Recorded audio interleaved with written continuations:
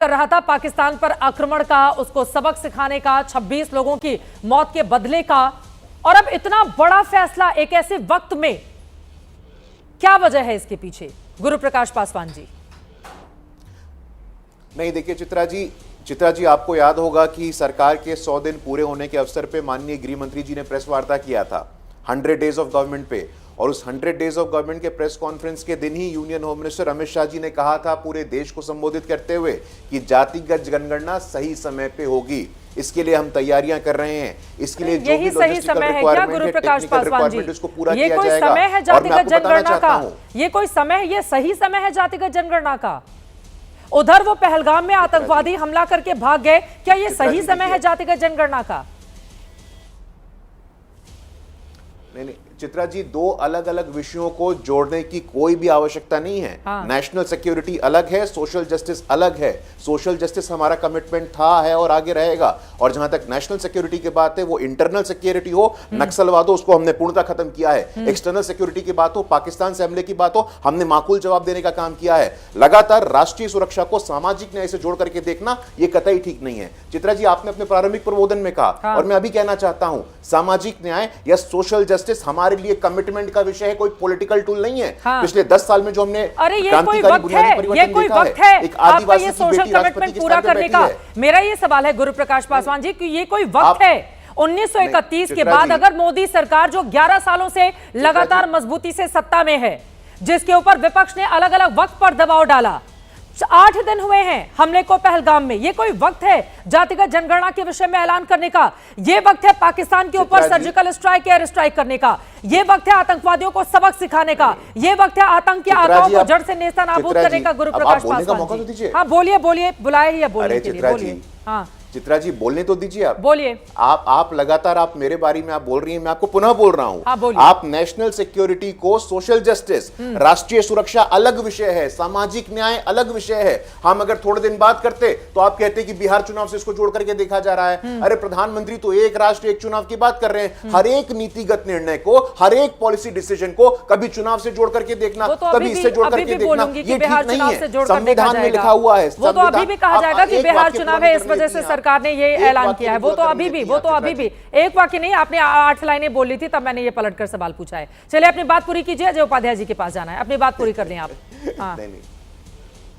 चित्रा जी मेरे आपने कितने संक्षेप कर दी वो आपने देखा है, लेकिन मैं पुनः बताना चाहता हूं कि सोशल जस्टिस को इस सीजन का फ्लेवर बनाने के लिए, सोशल जस्टिस को पॉलिटिक्स से निकल करके सोशल कमिटमेंट बनाने के लिए, आदिवासी की बेटी को संविधान के सर्वोच्च पद पर बिठाने के लिए, मैक्सिमम नंबर के दलित मंत्री बने, ओबीसी मंत्री बने, ट्राइबल मंत्री बने, नारी शक्ति वंदन अधिनियम आए, सोशल जस्टिस और कास्ट सेंसस। ये कास्ट सेंसस का निर्णय बाबा साहेब अंबेडकर को सच्ची श्रद्धांजलि देने का समय है। ये रियल ट्रिब्यूट है बाबा साहब अंबेडकर के लिए, इसको समझने की आवश्यकता है। और उसको राष्ट्रीय बाबा साहब अंबेडकर इस बार ज्यादा खुश तब होंगे जब आतंकिस्तान को आप ऐसा सबक सिखाएंगे कि दोबारा वो हमारे लोगों की जान लेने की हिम्मत और कोशिश नहीं करे। ठीक है, लेकिन आपने जो बात कही है, डॉक्टर अजय उपाध्याय जी प्रवक्ता कांग्रेस पार्टी के हैं, अब तो अजय उपाध्याय जी आप लोगों को बोलना होगा थैंक यू मोदी जी।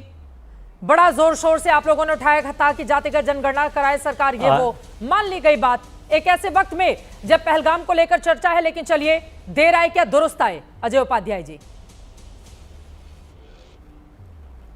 चित्रा जी, पहले तो मैं आपको विशेष तौर पे धन्यवाद देना चाहूंगा। आप जो मूल मुद्दे हैं उन मुद्दों को आपने इस पूरे आज डिबेट के शुरुआत में आपने इसको रखने का काम किया है।